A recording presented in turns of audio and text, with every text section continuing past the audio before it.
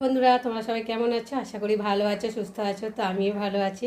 মৌসুমি official চ্যানেলে তোমাদের সবাইকে জানাই স্বাগত জানিয়ে আজকে চলে এলাম রান্নায়। তো এখন বাজে 11টা, আর আমি 11টা থেকেই আজকে ব্লগটা শুরু করছি। তো চলো, একদিকে ভাত বসিয়ে দিয়েছি আর একদিকে দেখো ডিম আলু সেদ্ধ বসিয়ে দিয়েছি। ডিম আলুর ঝোল হবে। আর দেখো কড়াইয়ের মধ্যে রোদ পড়ছে জানলা থেকে। আর এখানটা আমি পালং শাক ভালো করে কেটে বেছে ধুয়ে নিয়ে এলাম। পালং শাক দিয়ে আলু, সিম, কচু আর এখানটায় যে চিংড়ি মাছ আছে, চিংড়ি মাছ দিয়ে তরকারি হবে। তো দেখো চিংড়ি মাছ সবে কেটে ভালো করে ধুয়ে নিয়ে এলাম। এখন নুন হলুদ মাখাইনি, যখন ভাজবো মাখিয়ে নেব। আর এখানে মশলা করার জন্য রেডি করে নিয়েছি। তো দেখো একটা টমেটো কেটে নিয়েছি, আদা ছাড়িয়ে নিয়েছি, রসুন ছাড়িয়ে নিয়েছি, কটা কাঁচা লঙ্কাগুলো শুকিয়ে যাচ্ছে বলে কেটে নিলাম। আর একটা গোটা পেঁয়াজ কেটে নিয়েছি বড় দেখে। আর দেখো লেবু ছিল, তো ভাত পাতে খাওয়ার জন্য একেবারে লেবুটাও ভালো করে ধুয়ে কেটে নিলাম। তো দেখো আজকে আমার এই রান্না হবে। তো আমি আজকে কীভাবে রান্না করবো সেটাই তোমাদের সাথে আজকে শেয়ার করব। তো দেখো এখন আমার ডিম প্রায় সেদ্ধ হয়ে গেছে। এখন আমি ডিম আলুটাকে লাভিয়ে নিয়ে ডিমটাকে ছাড়িয়ে তারপরে চলে এলাম রান্নায়। তো আজকে আমি পালং শাককে চচ্চড়ি কীভাবে করব। তো চলো দেখো, প্রথমে কড়াতে তেল দিলাম, অল্প করে দিলাম, দিয়ে তেলটা ভালোই গরম হয়ে গেছে। দেখো ধোঁয়া উঠছে তেল থেকে। আর এখন আমি চিংড়ি মাছগুলোকে দিয়ে ভালো করে ভেজে নেব।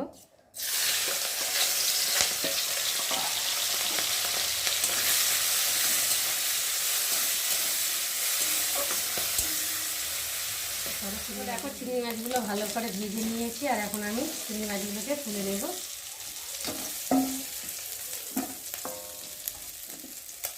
চিংড়ি মাছ ভাজলেই তো কড়ার মধ্যে লেগে যায়। দেখো চিংড়ি মাছ লাভিয়ে নিলাম। আর এখানে তেল দিয়েছি কড়াতে, আর ফোড়নে দেবো 5 ফোড়ন, আর দেবো অল্প করে পেঁয়াজ।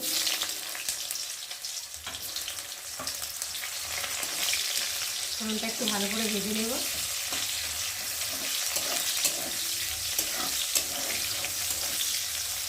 তো ভাজা হয়ে গেছে। আর এখন কেটে রাখা সবজিগুলো দিয়ে ভালো করে ভেজে নেব।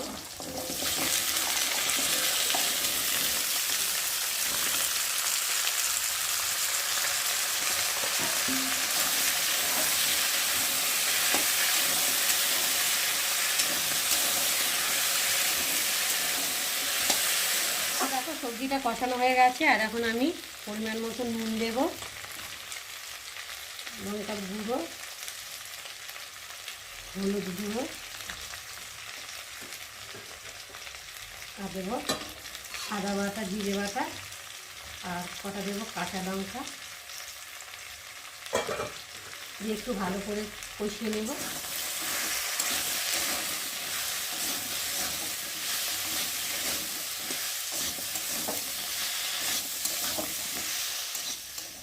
তো দেখো কষানো হয়ে গেছে, বুঝতে পারছো কত সুন্দরভাবে কষানো হয়ে গেছে। আর এখন আমি কেটে রাখা পালং শাকটা দিয়ে ভালো করে কষিয়ে নেব। তো দেখো কতটা পালং শাক পুরো এক করা হয়ে গেছে। এখন তো অল্প একটু না নেড়ে দিই, কেননা নিচে যদি লেগে যায় তো ওই জন্য হালকা করে। আর একটু ঢাকা দিয়ে রাখলে ভেজে যাবে। তাহলে 2 মিনিট পরে ফিরে এলাম। তো চলো দেখি কি হচ্ছে। তো দেখো অনেকটাই ভেজে গেছে, এক কড়া ছিল, ভেজে কোনটুকু হয়ে গেছে। আর এখন নাড়াও যাবে ভালোভাবে। দেখো ভালো করে নেড়ে দিই, নাহলে আবার তলায় লেগে যায়। যদি তলায় লাগবে না, যদিও শাক তো, শাকের মধ্যে জল থাকে। তো দেখো কতটা ভেজে গেছে।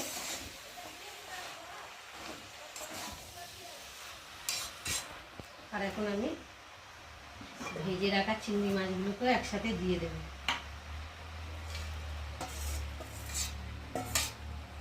দিয়ে একটু ভালো করে নেড়ে দেবো।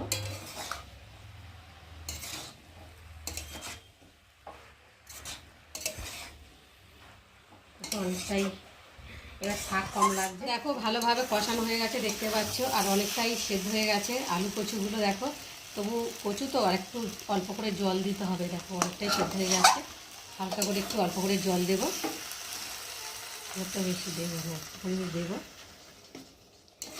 দিয়ে একটু ভালো করে নেড়ে দেবো। ভালো করে নেড়ে দেওয়ার পরে একটু ঢাকা দেবো।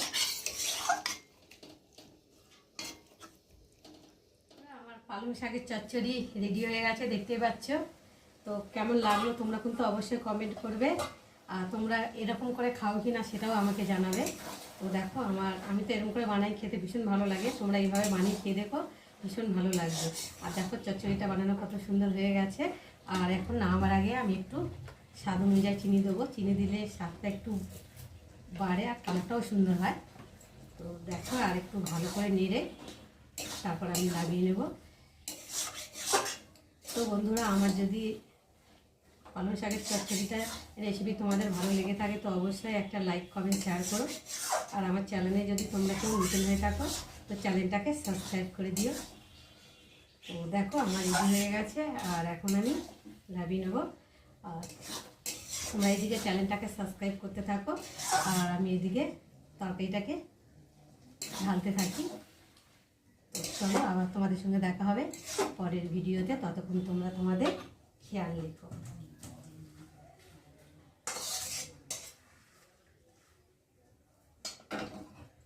চলো রেডি, তো দেখতে পাচ্ছ